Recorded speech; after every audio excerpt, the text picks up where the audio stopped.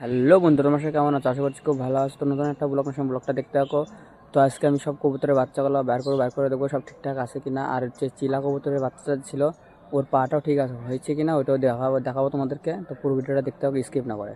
কবুতরের লকটা কাছে চলে আসলাম। তো কবুতরের বাচ্চাগুলো বের করে সব চেক করবে যে ঠিক আছে কিনা। তো কবুতরের বাচ্চাগুলো বের করবো না তো আগের মতন এই কবির একটা কালো বাচ্চাটা মারা গেছে, একটা ছোটো বাচ্চা মারা গেছে। তো চলো চেক করি, তারপর তোমাদেরকে দেখাই। তো প্রথমে এই বাচ্চাটা বের করবো। খুব নোংরা হয়ে গেছে। তো দেখতে দেখতে বাচ্চাটা খুব বড় আছে, খুব সুন্দর হয়েছে বাচ্চারা। দেখো বাচ্চাটা কত সুন্দর হয়েছে, খুব সুন্দর। আর এই কপির আমি দুইটা বাচ্চা করবো। এই তো শিলা কবুতরের পাখনাটা কেমন হয়ে গেছে রে। যাই পাটাও আগের তো অনেক ঠিক হয়ে গেছে, আগের তো অনেক ঠিক আছে। তো আগের তো অনেক ঠিক আছে, পা দেখতে পাচ্ছ। এই দেখো পা অতটা আর ফাঁকা নাই, একটু পায়ের একটু প্রবলেম হতে পারে, কিন্তু পাটা অত ফাঁকা নাই, টনটন আছে। তার একটা বাচ্চা সেটি বার করে কপালে তো টিউ মারা গেছে। দেখে খাওয়া দাওয়া সব ঠিক করেছে, দেখতে পাচ্ছ খুব সুন্দরভাবে খাওয়াইছে, কিন্তু কপালে একটাই সমস্যা, টিউ মারা গেছে। এই কবুতরটাকে আর বড় হবে না কি বুঝতে পারছি না, একদম ঝিটকে লেগেছে আচ্ছা। তো খুব সুন্দর হচ্ছে কবুতরের বাচ্চা হলো, তোর পায়ের একটু সমস্যা আছে আর এটার কপালে টিউ মারেছে। তো দেখি ঠিক হয় কিনা।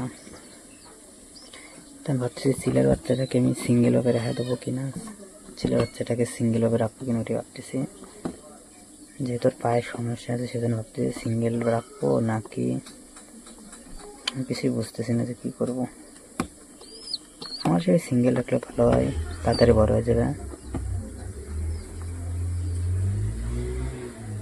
ঠিক আছে, আপাতত যখন দেখবো এর পেট ভরা তখন এটাকে আর এটাকে একসাথে রাখবো, আর যখন দেখবো এটা পেট খালি তখন একে একা রাখবো।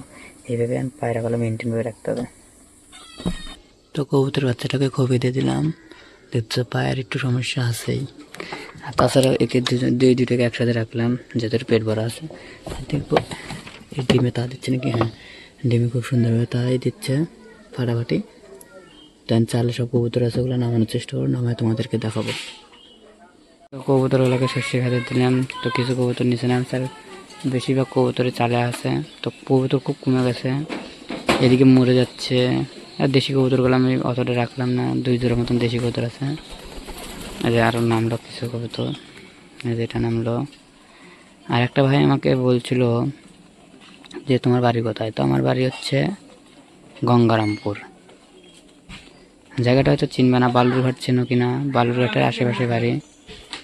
আর বালুরঘাটে যদি না চেনো তাহলে হয়তো মালদার চিনবে, মালদার ওইদিকে আমার বাড়ি। মালদা গঙ্গারামপুর থেকে মালদা 2 ঘন্টার রাস্তা। যদি গঙ্গারামপুর না চেনো তাহলে হয়তো মালদা চিনবে। তো কবুতরগুলোকে শস্য খেতে দিচ্ছি, সব কবুতরই মোটামুটি নামতেছে, আর খোপে একটা কবুতর নাই।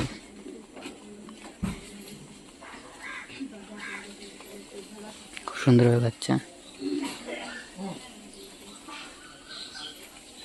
কবুতরগুলো সব শস্যে খাওয়া দাওয়া কমপ্লিট। তো আমি লালু কালোর আপডেটটা দিনে ভুলে গেছিলাম, তো ওটার আগে দেখবো যে ওরা ডিমে বসে আছে কিনা। তো লালু তো এখানে বাইরে আছে, কালো বাইরে আছে, তো ডিমগুলো আছে কিনা ওটা আমি দেখিনি। তো তোমাদেরকে আগে দেখা দিই চলো। তো লালু কালো ডিম ঠিকই আছে, আমার জন্য হয়তো কবে ঢুকতেছে না, আমি সরে যাই।